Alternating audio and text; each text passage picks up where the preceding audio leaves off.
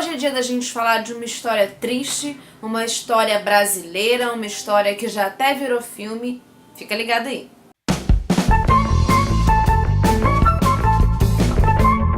Hoje eu vou falar com vocês desse livro aqui, Olga, do Fernando Moraes. Um livro que, como vocês sabem, já virou filme, com a Camila Morgado interpretando a Olga. O filme é de 2004, mas antes eu vou falar um pouquinho do livro pra vocês. Esse livro foi escrito em 1985 e está disponível em mais de 20 países. E, como o próprio nome diz, ele conta a história da Olga. A Olga foi a esposa de Luiz Carlos Prestes, que era alemã, comunista, e depois de uma longa história, ela morreu na câmara de gás, foi morta pelo regime nazista de Hitler. A Olga sempre esteve envolvida com o movimento comunista desde muito jovem, lá na Alemanha. Ela sempre esteve envolvida com o Partido Comunista, já passou por outros países, passou pela Rússia. O livro conta todo esse momento da Olga, todo esse crescimento da Olga dentro do Partido Comunista, dentro dessa ideologia, e conta como que ela veio para o Brasil. Ela veio parar no Brasil porque Prestes estava na Alemanha, né, exilado,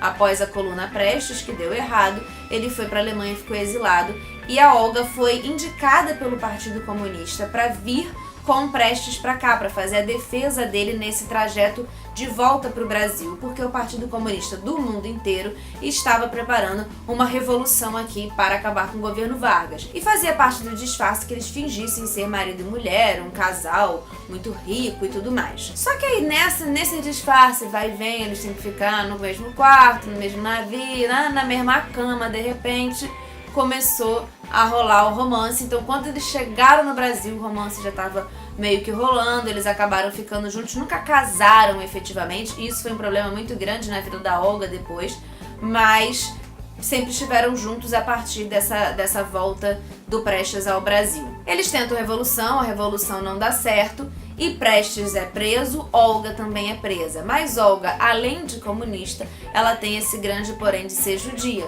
Em determinado momento, como o filme mostra, isso não é spoiler, eu tô fazendo um resumo da vida da Olga, que isso está no livro, está no filme. Em determinado momento, ela é deportada e acaba morrendo na câmara de gás.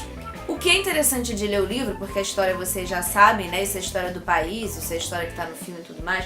O que é interessante de ler o livro é que a gente percebe realmente as nuances de como isso aconteceu, a gente consegue saber muito da história do nosso país, a gente consegue entender um pouco do Partido Comunista, um pouco da luta dessa mulher que foi Olga.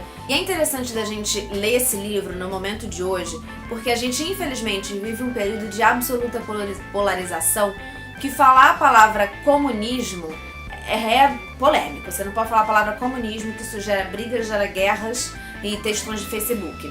E é muito bom que a gente tenha acesso a leituras e que a gente esteja aberto a novas leituras, a conhecer pessoas que viveram, que pensaram, né, nessa forma de governo, que pensaram em N formas de governo, em diferentes coisas e viveram aquilo, para entender, né, entender um pouco todas as jogadas políticas que sempre estiveram envolvidas em todos os lados, perceber que ninguém é santo em nenhum dos dois lados, mas que às vezes você precisa escolher aquele que te representa mais. Eu sei o que me representa mais, né? Enquanto ser humano, enquanto pensar em outros seres humanos, eu sei o que me representa mais. Mas é importante que a gente, antes de falar isso é uma bosta, isso é um absurdo, que a gente leia, que a gente entenda, que a gente busque esse conhecimento para ter um embasamento pra gente falar, realmente não gosto, não curto. Ou, caraca, tudo a ver comigo, como é que eu não sabia disso antes? A gente percebe também no livro a dificuldade, já naquela época, de você fazer greves, de haver algum tipo de revolta, de haver algum tipo de manifestação, a sua manifestação de ideias, a greve, tudo isso que era contrário à vontade de um governo que era ditatorial como o governo Vargas. Isso era muito difícil, isso era absolutamente e arduamente combatido, né? Com a criação de novas leis, com militares nas ruas, com bombas jogadas, com tiros. E aí a gente percebe que o que mudou, né, galera? Presta atenção aí. Para além da história dita de uma maneira muito clara, né, todos os fatos acontecidos, Fernando Moraes, ele entrevistou muita gente, ele foi à Alemanha não sei quantas vezes, entrevistou muitas pessoas que viveram lá. Como o livro foi feito em 85, ele ainda teve contato com muitas pessoas que estiveram no campo de concentração com a Olga e que sobreviveram, pessoas que estiveram aqui no Brasil e conviveram com ela durante toda a preparação para a Revolução e a fuga, né, do Filinto Miller, que era o chefe da polícia do Rio de Janeiro. Ele entrevistou o Luiz Carlos Prestes, que foi o marido da Olga. Então é um livro com uma riqueza histórica muito grande e traz algumas curiosidades meio engraçadas, meio interessantes, assim, né, que eu achei algumas coisas interessantes que eu não sabia. Por exemplo, Luiz Carlos Prestes era um rapaz de apenas 1,60 m de altura, ele era muito pequenininho. E aí o pessoal fala que, no livro fala, que quando a Olga conheceu ele, ela, tipo, quando falava tudo que ele já tinha feito, ela imaginava um cara, tipo, sei lá, tipo Che Guevara, né, um barbudão, não sei o que, um estilo do comunista, bonitão.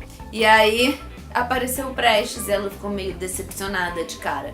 Mas aí o amor surgiu, ela se abriu para o amor e tudo deu certo. Outra coisa, Prestes, ele sempre esteve tão envolvido com a revolta, tão envolvido com os estudos, tão envolvido com esses assuntos, que ele foi perder a virgindade dele aos 37 anos com a Olga. A Olga foi a única mulher, a única não, mas a primeira mulher da vida do Prestes. Não sei depois o que aconteceu quando ele saiu da prisão. Mas ela foi a primeira mulher da vida dele, ele já tinha 37 anos. E uma outra curiosidade interessante é que a Nise da Silveira e a Olga, elas estiveram presas em determinado momento na mesma cela. Nise da Silveira também presa por ter ideias comunistas, né? Você não podia ter muitas ideias naquela época. E foi presa por ter ideias comunistas, e nesse mesmo presídio também ficou Graciliano Ramos, preso por ter ideias comunistas lá no Nordeste. Trouxeram pra cá, pra essa mesma prisão que ficava no centro do Rio de Janeiro. E então era um lugar que realmente tinha grandes nomes da intelectualidade, né? Eram pessoas que eram presas e seus crimes eram intelectuais, vamos dizer assim. Pra finalizar falando um pouquinho do filme, ele tem direção do Jaime Monjardim.